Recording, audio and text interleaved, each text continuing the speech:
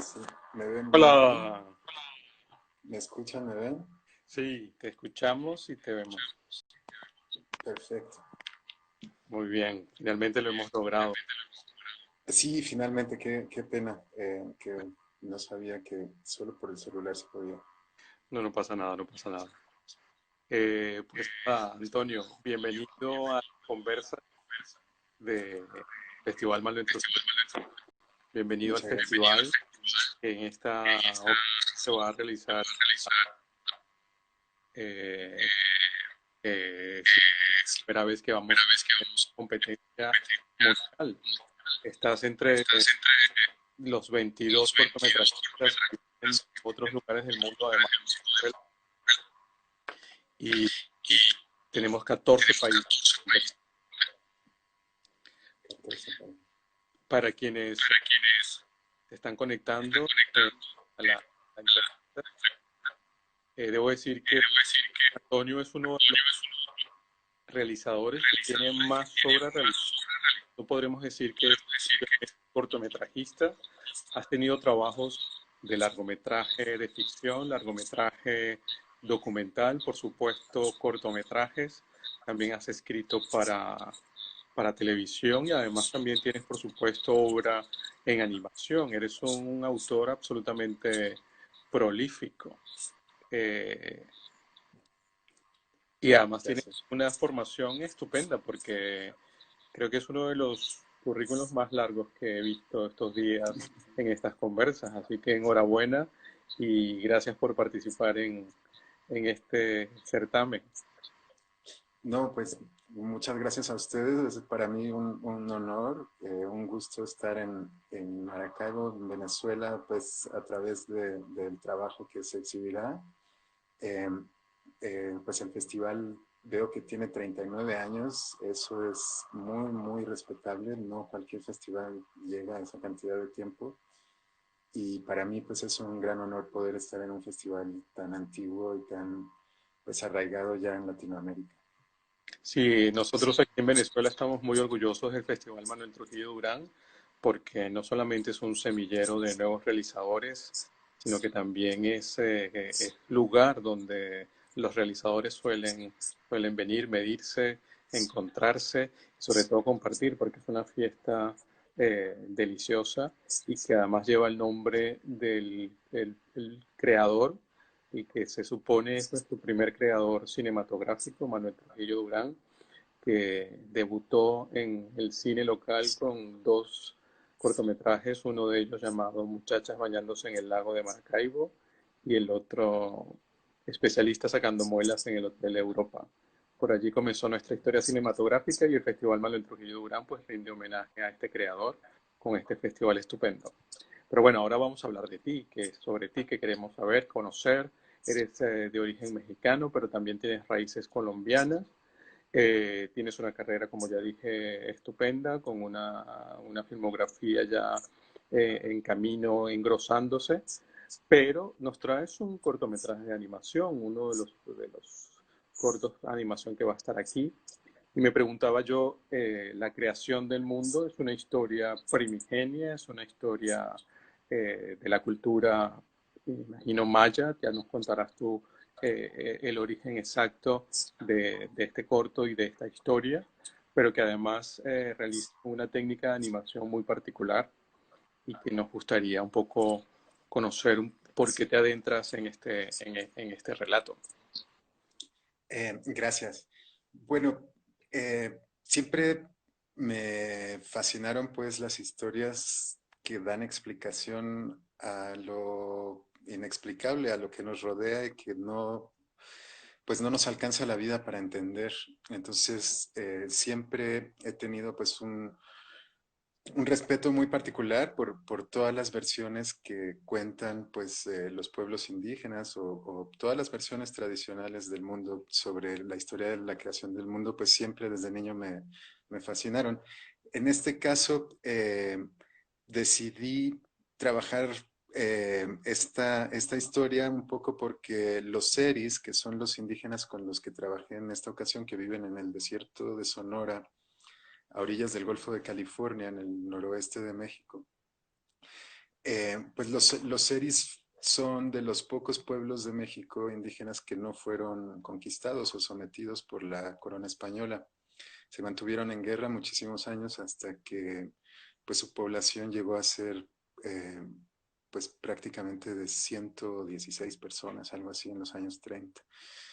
Entonces, bueno, sobrevivieron al exterminio y su cultura también pues es sobreviviente del exterminio. Entonces, esta historia que ahora hicimos en animación pues es para mí pues muy significativa porque no solo representa pues la cosmovisión o la cultura de los seres, su forma de ver y entender el mundo, sino también pues la resiliencia de un pueblo indígena que no pues, que no se sometió, ¿no?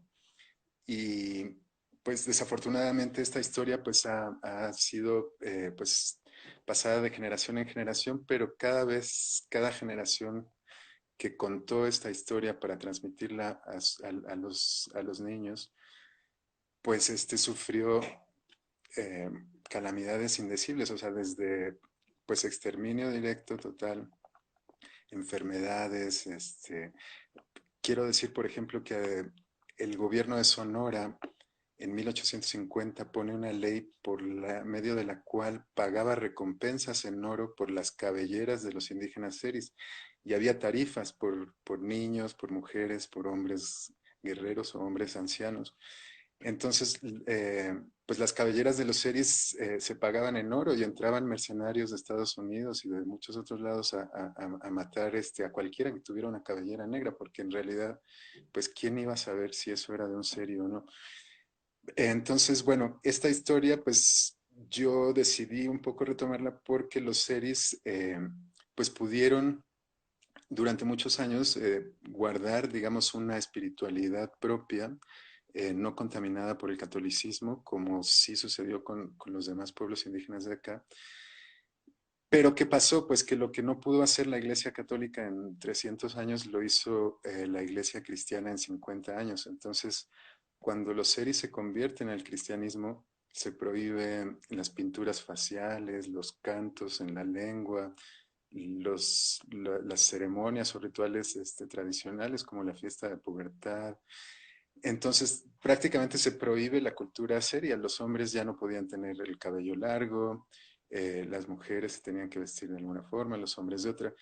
Entonces, esta historia pues sobrevivió pues en los intentos de exterminio de la corona española, del gobierno mexicano, ya de la República Independiente de México, y también sobrevivió pues el fundamentalismo cristiano. Entonces, para mí era muy importante que esta historia se volviera a contar, sobre todo pues por los niños, los jóvenes de Desemboque, de los Seris, que es el pueblito donde trabajamos. A mí me importaba mucho que ellos conocieran pues su tradición cultural. Desafortunadamente había un distanciamiento entre ancianos y niños y pues los niños estaban muy metidos en las nuevas tecnologías, las cosas que suceden pues, en los medios, en la televisión, y los ancianos bastante desconectados de eso. Entonces había como que sí cohabitaban el mismo espacio físico y cultural, pero en realidades muy distintas. Entonces, pues hicimos un laboratorio de animación donde los ancianos, las ancianas, porque eran mujeres, llegaban y contaban lo que ellas conocían sobre la historia de la creación del mundo. Entonces los niños, que eran también en su mayoría niñas, solo había uno o dos niños, pues hacían los dibujos de lo que habían escuchado. Entonces fueron varias actividades, desde talleres de canto con los ancianos, talleres pues dibujar, pintar personajes, pintar los fondos. Hubo otro taller para animar en stop motion, cuadro a cuadro, los personajes que ellos mismos habían dibujado. Y luego un taller para interpretar las voces o los diálogos de los personajes pues, que ellos mismos habían creado.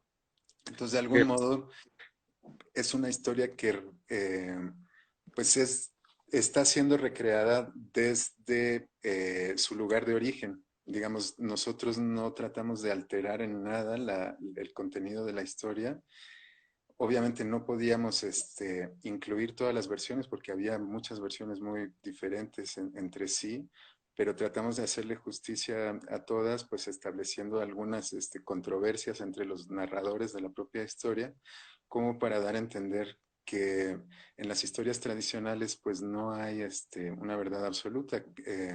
Hay retazos sueltos en la memoria de la gente y cada retazo es un pedacito de verdad y aun si se contradicen unos con otros, no hay pues una razón o una verdad absoluta. Toda la historia de tradición oral pues tiene un contenido muy significativo y no se trata pues de si es o no es real, sino de ese contenido significativo para la gente que la narra y para la gente que la escucha. Entonces, Eh, esta historia pues para Antonio, mí es muy, muy importante. Ujú.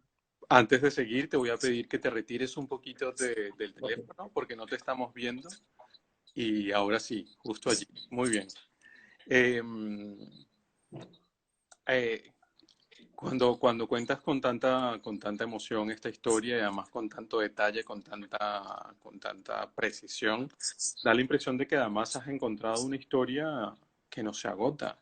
Eh, Aquí estamos narrando o estás narrando la historia de la creación del mundo, pero posterior a ello, pues ha corrido todas estas aguas que ya nos has comentado.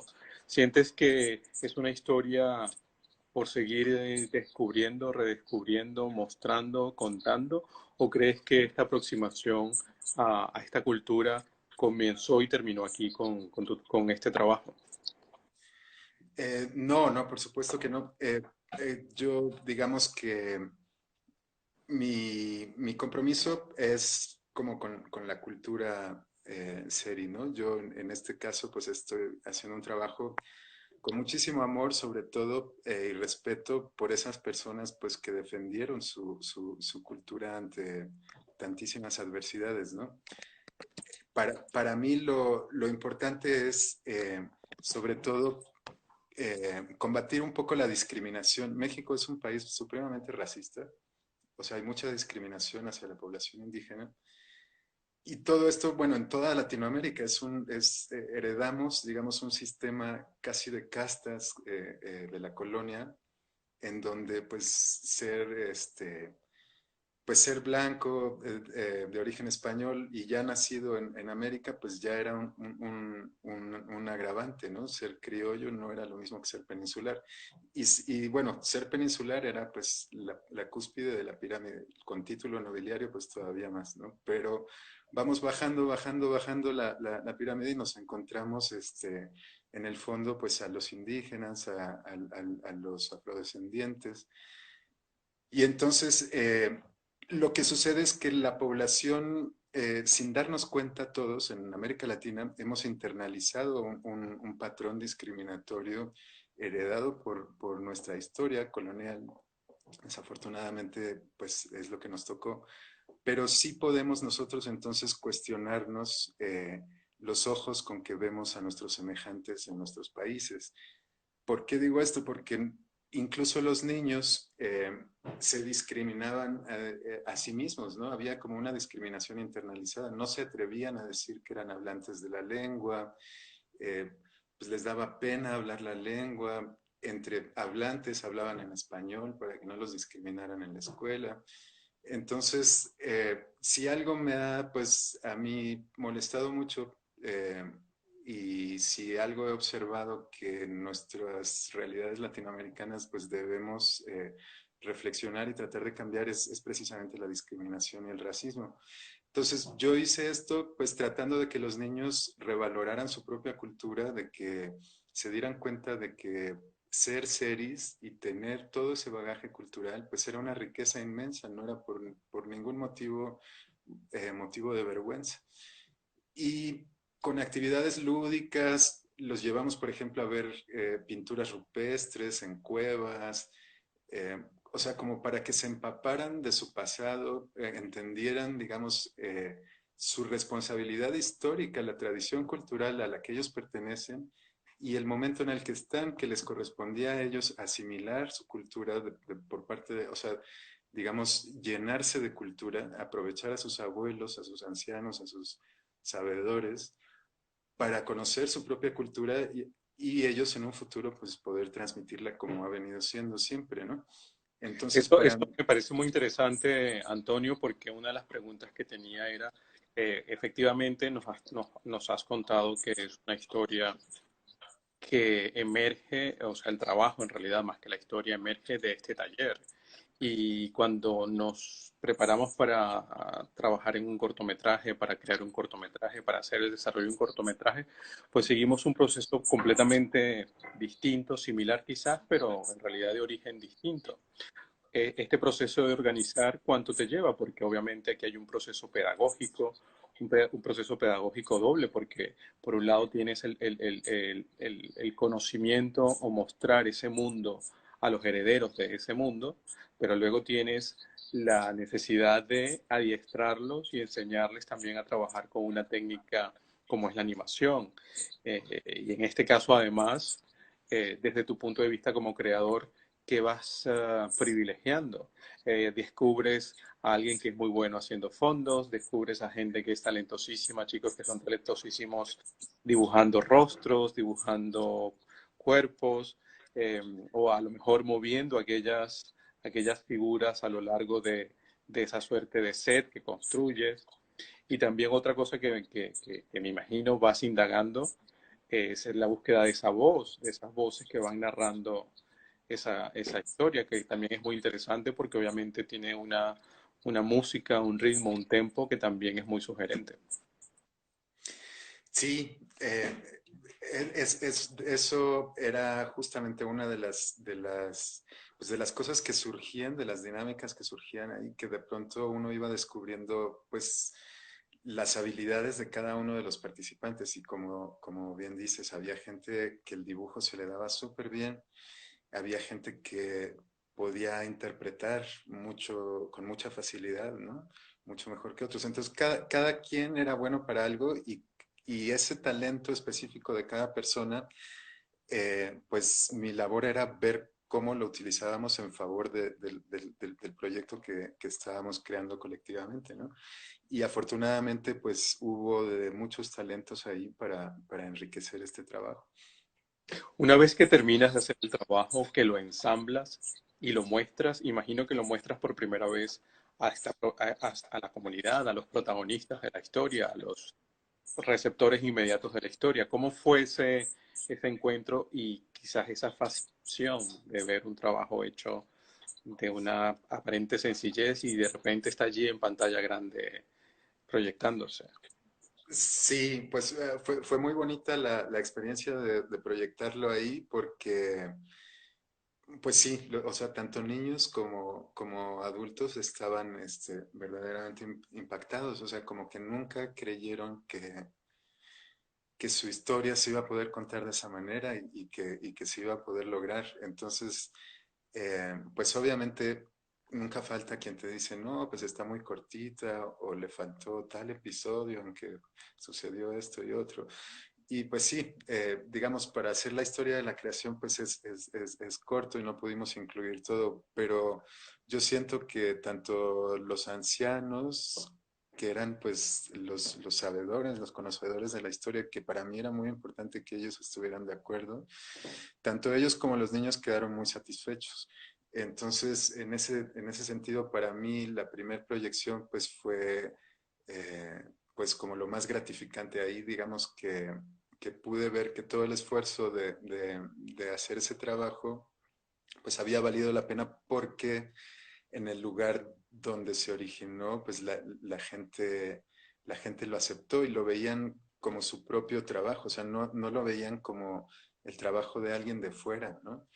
Por ejemplo, una de las primeras veces se lo estaba yo mostrando a otra persona que era de otro pueblo y una señora se asomó a ver y vio un pedacito y llegó emocionadísima a decirme, eso es una caricatura serie, me dijo. Y le dije, sí.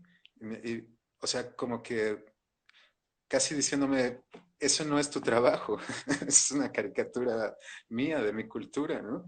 Y eso pues me dio una felicidad increíble porque yo a fin de cuentas no buscaba pues como digamos enaltecer mi prestigio, mi nombre como director, no, yo buscaba eso, yo buscaba que su historia verdaderamente se pudiera traducir a un lenguaje cinematográfico y que ellos lo vieran como una historia de ellos y no como un producto ajeno. Entonces, para mí ese comentario pues fue de lo más gratificante.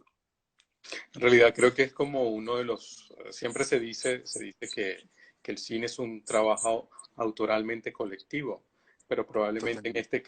en este caso es muy patente esa autoría colectiva, esa autoría global, precisamente por el proceso de construcción, donde cada uno parece estar empoderado de lo que está realizando, ¿no?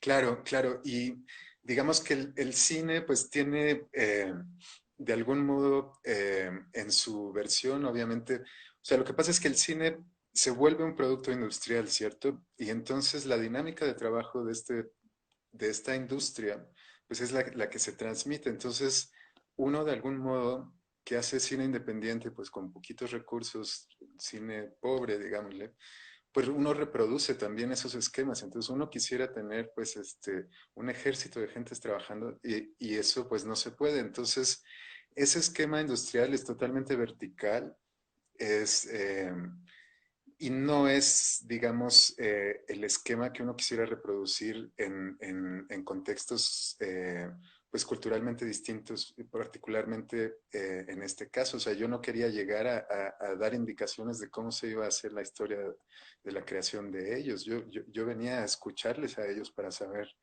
cuál era su historia. Entonces, eh, se trató un poco también de romper con la verticalidad en el proceso de producción y sobre todo de trabajar bajo un consenso. No digamos, los ancianos eran por así decir, la fuente originaria, porque de sus versiones de la historia es que nosotros construimos este cortometraje. Entonces, para nosotros, ellos eran pues si hubiera, digamos, en una concepción vertical, ellos eran la máxima autoridad, o sea, ellos tenían la última palabra sobre lo que se hacía o no, o si algo era correcto o no dentro de la historia.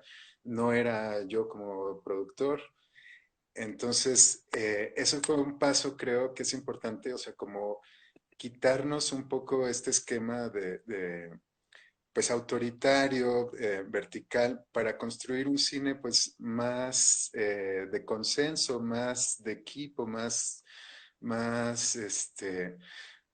pues sí, yo le llamo así como de consenso y de equipo porque no había imposición.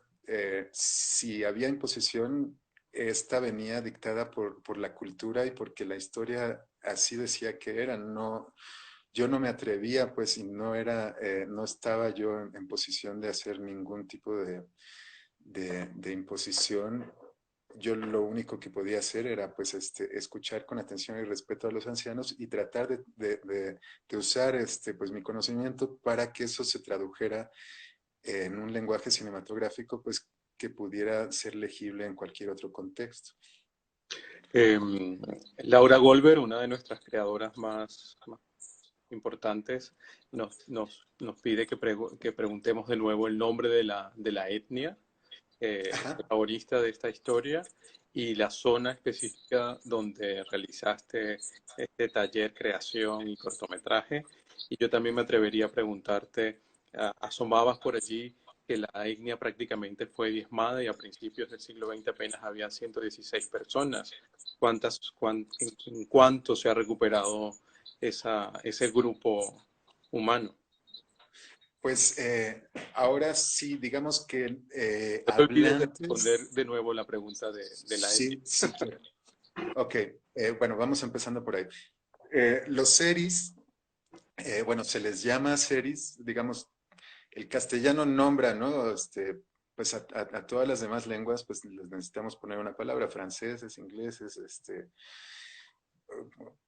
Yanomami series, ¿no? A ellos no les gusta que les digan series porque durante mucho tiempo la palabra se usó con una connotación despectiva. Como ya hablaba, pues la discriminación en México es muy grande, a grado tal que el gobierno pagaba por matarlos, ¿no? Entonces, pues seri, la palabra seri, pues llegó a tener una connotación muy despectiva. Yo siento que en la actualidad ellos ya, pues, están, digamos, reconfigurando eso, o sea, la palabra serie pues ya no causa problema o ya no se percibe como un insulto, tal vez eso eran generaciones antes, los jóvenes ya no. Y entonces los series están en Sonora, ellos se dicen a sí mismos Comcac, que en su lengua quiere decir la gente. Entonces, los Comcac están en Sonora, que es un estado que colinda con Arizona, al norte, con Estados Unidos, y hacia el oeste con el Golfo de California. Ellos viven en la playa, frente al mar, y solo tienen dos pueblos. Tal vez hay entre los seris 800 hablantes en la actualidad de la lengua, puede ser que un poco menos. No creo que haya un censo, pues, así muy preciso o que tengamos un dato muy preciso sobre eso, pero yo calculo que sí, deben ser como 800 hablantes, por lo menos, o por ahí rondando, ¿no? Que es mucho, ¿no? Pensando que en los años 30 pues eran 160 y ahorita son 800, pues por lo menos la lengua que está considerada en riesgo dentro de México, o sea, el Estado mexicano tiene pues detectadas las lenguas que considera que están en riesgo y el seri es una de esas lenguas. Pero pues si nos vamos hacia los años 30 pues obviamente está en muchas mejores condiciones de sobrevivir que en ese tiempo. Eh, También los seris son dueños, por ejemplo, de la isla Tiburón, que es la isla más grande que tiene México, que está en el Golfo de California, y que para ellos es como pues el corazón de su territorio. Entonces viven ahí, se dedican a la pesca. El desierto de Sonora es un lugar calurosísimo en verano. Puede ser muy frío en las noches de invierno también, es muy extremo, pero es un sitio, pues un ecosistema increíblemente diverso. Y el mar también de California es de los es el mar más biodiverso del mundo y el desierto sonorense es el segundo desierto, o sea, es el desierto más biodiverso del mundo y el segundo más grande. Eh, Pero, uh-huh, estás describiéndonos en parte también el paisaje de tu cortometraje. El cortometraje tiene una intensidad que refleja ese lugar, el desierto de Sonora, la vegetación, por supuesto, la vastedad, porque es un cortometraje donde se anda, se camina, los personajes avanzan, siempre en línea recta en aquel lugar y con aquel cielo enorme, ¿no? Eh, Todo esto me lleva a pensar también en la propia animación. Quiero decir, el mundo de la animación es tan vasto, con una increíble cantidad de técnicas y de estilos y de formas a la hora de narrar.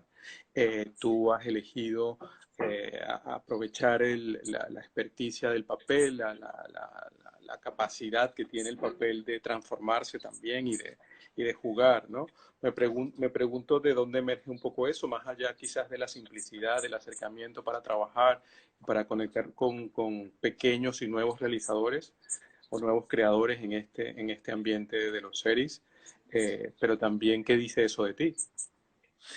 bueno, yo quisiera decir, este cortometraje está dedicado a dos personas que fueron profesores en el laboratorio de animación y que fallecieron hace no mucho, que es doña Angelita Torres, que era una cantadora y sabedora serie, a quien yo quise muchísimo, y Dominique Jonard, que él fue un pionero de la animación con niños en México.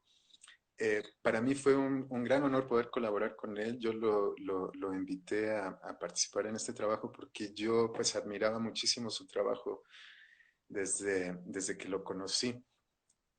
Desafortunadamente, pues ellos dos fallecieron, pero fueron profesores dentro del taller y estuvieron ahí. Entonces, Dominique hizo el taller de fondos y personajes.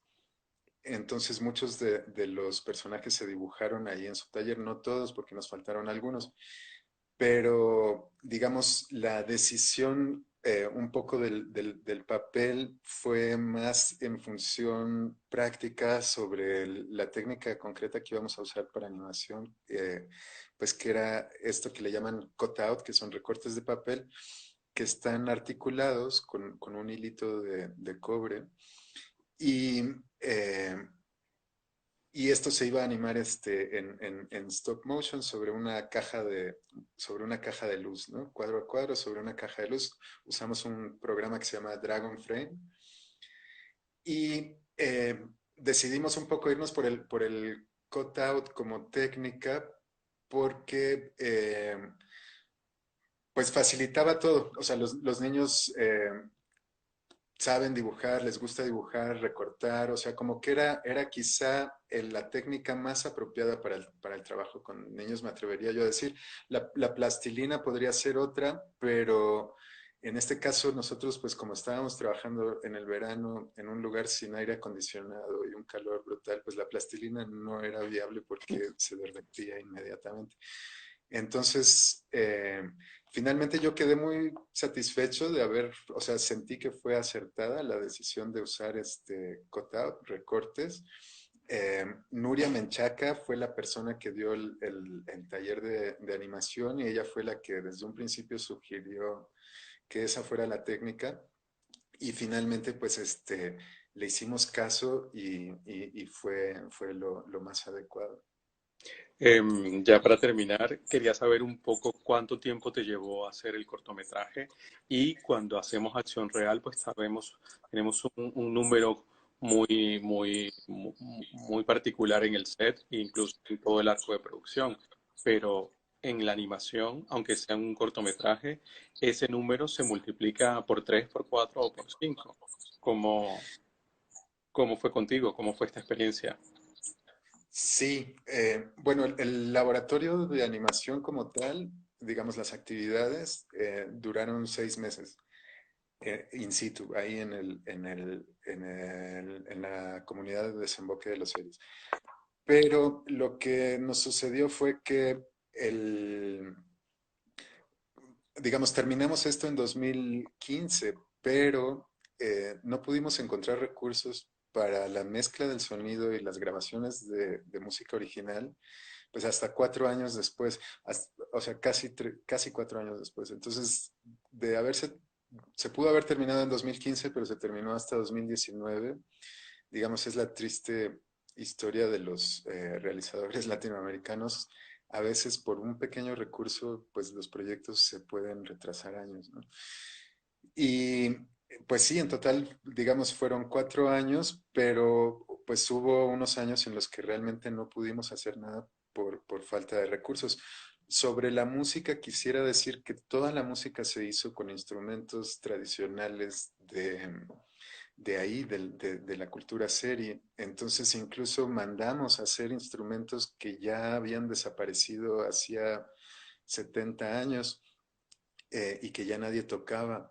Entonces todo el cortometraje, o sea, la música y todo, es un gran esfuerzo de revitalización cultural, o sea, hurgar en el pasado para poder fortalecer la cultura en el presente. Entonces, fue pues desde buscar grabaciones antiguas donde se cantaran esos cantos, donde se contara esa historia, eh, buscar pues las pinturas rupestres como inspiración pictórica y buscar los instrumentos y, o sea, todo el cortometraje es, considero yo, una experiencia pues valiosa en, en- en la búsqueda de la revitalización cultural.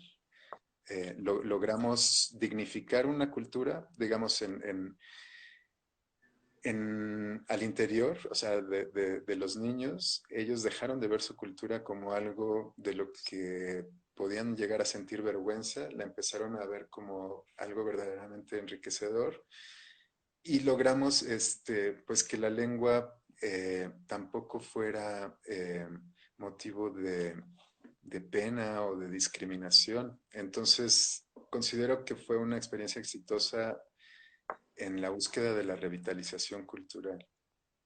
Pues bien, Antonio, nosotros muy contentos y muy satisfechos de que la creación del mundo esté participando en el Festival Manuel Trujillo Durán, no solamente por la calidad y la delicadeza y la filigrana del propio cortometraje, sino por esta experiencia eh, global, esta experiencia más allá de la propia pantalla, que guía el encuentro y la recuperación y la reconciliación y el gusto con la identidad. Te agradecemos muchísimo la participación en el certamen. También les ofrecemos disculpas a nuestros asistentes y a quienes nos han acompañado, pero finalmente lo logramos. Insistimos, insistimos y aquí estamos. Y aquí estaremos para que además quienes no han podido verlo, pues se acerquen a la cuenta del festival y puedan recuperar este video, este encuentro y esta conversa que ha estado muy bien. Pues nada más que despedirte a Antonio, que es uno de nuestros, para que quede claro, es uno de nuestros competidores en el Festival Manuel Trujillo Durán, viene de México, también es un cineasta realizador de raíces colombianas y trae un proyecto de animación, La creación del mundo. Muchas gracias. Pues un gran saludo a todos los que nos escuchen, un gran saludo a el pueblo de Venezuela, desde México, desde mi corazón colombiano. Somos la misma patria. Y pues espero que tengan oportunidad de ver el cortometraje y pues ojalá que les guste. Seguro que sí. Nos vemos el 23 de julio cuando comienza el Festival Manuel Trujillo Durán y no se pierdan la próxima sesión de conversas con el festival el próximo jueves. Hasta luego, Antonio. Encantadísimo. Hasta luego. Muchas gracias.